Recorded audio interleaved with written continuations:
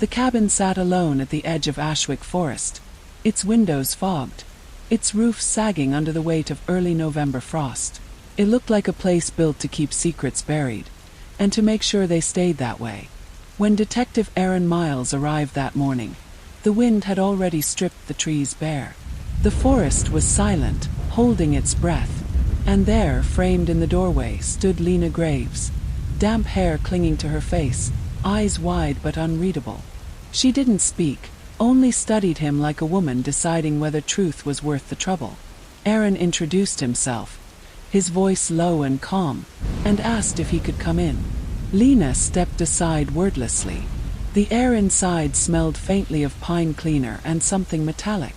Mark Graves, her husband, sat at the table, a tall, quiet man whose stillness felt unnatural, as though motion might draw unwanted attention. His gaze flicked between Lena and the detective, a subtle, nervous rhythm.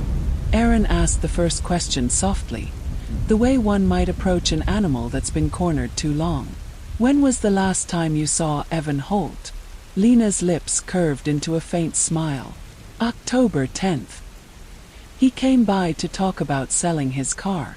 Mark's jaw tightened, a small, involuntary spasm. Aaron noticed. Evan Holt didn't own a car. It was a small lie, but small lies are where the big ones hide. Evan Holt had been missing for 42 days. A former steelworker, 36 years old, an Air Force veteran. He vanished without warning, leaving behind an unlocked house, an uneaten meal, and a car abandoned in a supermarket lot. Inside, investigators had found a nickel-sized bloodstain on the gearshift. Not enough for violence, but enough to say something bad had happened. The sheriff's department had closed the file after 3 weeks, but the case had lingered, half whispered at bars, repeated in church pews. People said Evan had been seeing someone married. Now that someone was standing in front of Aaron, her voice calm, her hands folded neatly on the table. In the following days, Aaron pieced together what he could. Evan had told a coworker that he was planning to leave town with someone's wife, and that it would change everything. The coworker couldn't recall whose wife, but it wasn't difficult to guess. Then, one freezing morning in February, Mark Graves was found dead. A lethal mix of heroin and morphine in his system. Officially an overdose. Lena's voice had trembled on the 911 call, the sound of practiced panic. She told dispatchers that her husband had been depressed, that guilt had eaten him alive since Evan's disappearance. By the time Aaron arrived, the house was wrapped in flashing red and blue. Lena was outside under a police blanket, tears streaking her face but her hands strangely steady. Too steady. The coroner's report noted bruising along Mark's jawline and fine red dots in his eyes, signs of pressure, of restraint. But the drugs alone were enough to stop his heart. Technically, it could have been suicide. Technically. When Aaron asked her the next morning why Mark might have blamed himself, Lena's answer came with a careful pause. "Because he knew," she whispered, "about me and Evan." After the funeral, Lena disappeared. No forwarding address, no trace, until 5 months later. A waitress at a roadside diner in Gray County, Indiana, noticed a woman who looked familiar. Dark hair, new name, new life. Lena had dyed her hair black and rented a duplex under her maiden name. She seemed quieter now, stripped of the performative grief she'd worn like perfume. When Aaron found her, she was wiping down a counter after closing. He took a seat in the far booth, watching her reflection in the window. "You still following me, detective?" she asked without looking up. Her voice had changed, lower, colder. "I follow the bodies," he said. "You're the one who keeps standing near them." She turned then, her eyes shining in the fluorescent light. "You think I killed Evan? You think I killed Mark? But what if I told you Mark killed Evan?" The detective didn't flinch. Lies were her craft. But the way she said it, calm, deliberate, almost relieved, made him pause. "Go on," he said. Lena leaned forward, her voice dropping to a confessional whisper.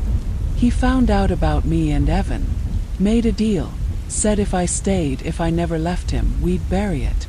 But he couldn't let Evan live. He said our marriage needed sacrifice. Her lips trembled just enough to suggest the memory hurt. After he killed Evan, he made me help. We buried him out past the quarry. Aaron's pen hovered above his notebook. Then why did Mark end up dead? Lena's eyes met his, unwavering. Because you can't make a pact with the devil and expect to live forever. At dawn, Aaron drove out to the quarry she had mentioned. A stretch of frozen earth, the kind of place the wind howled through like a warning. The ground was uneven, but one patch drew his attention. A shallow dip the frost disturbed. He called a search team. By mid-afternoon, they uncovered a femur. DNA confirmed it within days. Evan Holt. Lena's story fit the facts too neatly. Felt rehearsed, calculated. There was still no evidence Mark had left the cabin that night.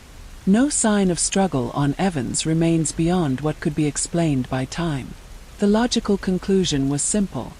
Lena had orchestrated everything.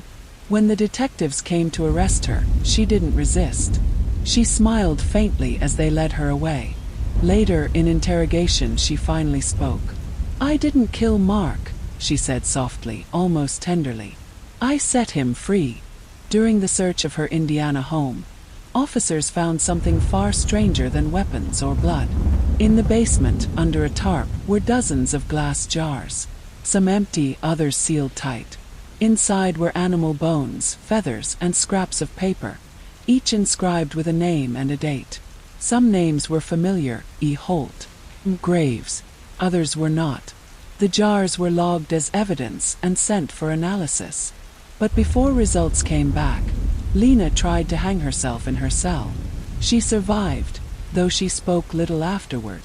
When questioned about the jars, she only said one word: reminders. The trial in 2016 was swift and merciless. The prosecution painted her as a manipulative sociopath who had seduced one man, coerced another, and destroyed them both. The defense tried to argue domestic abuse, psychological trauma. The jury needed less than 3 hours. Guilty. Life without parole. Detective Miles thought that was the end. But endings rarely stay buried. A year later, a forensic analyst called from Indiana. Her voice was tight. "You need to see this for yourself." In the lab, under white light, she showed him a photo. A tooth embedded in hardened wax from one of Lena's jars. DNA confirmed it belonged to Sarah Rayner, missing since 2012. Sarah wasn't from Minnesota or Indiana. She was from Wyoming. No one could explain how Lena knew her, or why her name was in a jar. The connection made no sense. Aaron began to dig. He traced Lena's past a series of short-lived jobs, abandoned rentals, and false names stretching back over a decade. Everywhere she had lived, someone had disappeared. Sometimes a man, sometimes a woman. Always quiet people. People no one missed right away. The jars weren't trophies. They were a map. 2 months later, an envelope arrived at the precinct. No return address. Inside was a single Polaroid photograph. It showed Lena Graves standing beside a weathered "Welcome to Silvervale, Montana" sign. Written on the back in red ink were, "You buried the wrong body.